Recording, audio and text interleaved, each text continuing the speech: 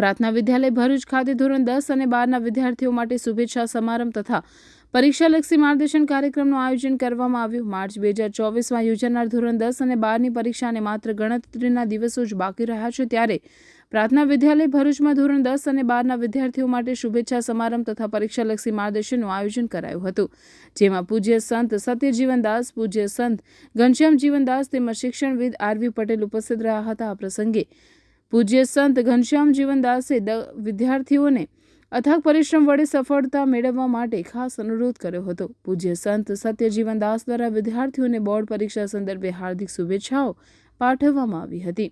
જ્યારે વિદ્યાર્થી કાળ દરમિયાન તેઓ અભ્યાસ કરતા હતા, છાત્રાલયમાં હતા, ડોક્ટર સ્વામી સાથે હતા, ત્યારે એકવાર સંદાસમાંથી ડોક્ટર કામદારને બહાર નીકળવું, ડોક્ટર સ્વામીજી અત્યારે છે તેમણે સંદાસમાં જવું, એમણે એક ચિત્ર જોયું કે ડોક્ટર કામદાર સંદાસમાંથી બહાર નીકળે છે તો હાથની અંદર દાઢી કરવાનો સામાન હતો, તો અંદર સંદાસમાં દાઢી કરવા ગયા હતા।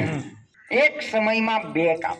વિદ્યાર્થી મિત્રો, હવે 10મા અને 12મા ધોરણની વાર્ષિક પરીક્ષા ખૂબ નજીક આવી છે, ઓછો સમય છે।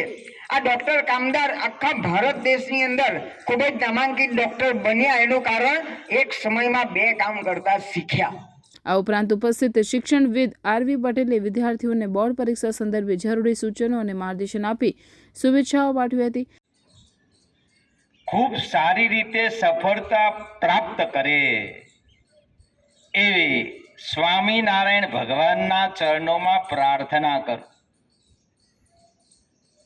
સફળતા પ્રાપ્ત થવાની છે, સફળતા અને નિષ્ફળતા સ્વામીજી આનું અધ્યયન તત્વચિંતકોએ ખૂબ કર્યું છે અને સતત ચિંતનને આધારે તત્વચિંતકોએ પણ લખેલું છે કે સફળતા પર કોઈનો ઇજારો નથી।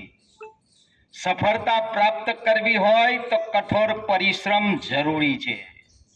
આ સફળતા તમારી અંદર શું પડેલું, કેવો વિચાર પડેલો છે, કેટલા પ્રમાણમાં પડેલો છે, એના ઉપર આધાર છે। શાળાના ટ્રસ્ટી ડોક્ટર જિગ્નેશભાઈ પટેલ દ્વારા વિદ્યાર્થીઓને જ્વલંત સફળતા મેળવવા શુભકામનાઓ પાઠવવામાં આવી, તો વિદ્યાર્થીઓએ શાળા સંદર્ભે પોતાના અભિપ્રાય રજૂ કર્યા હતા।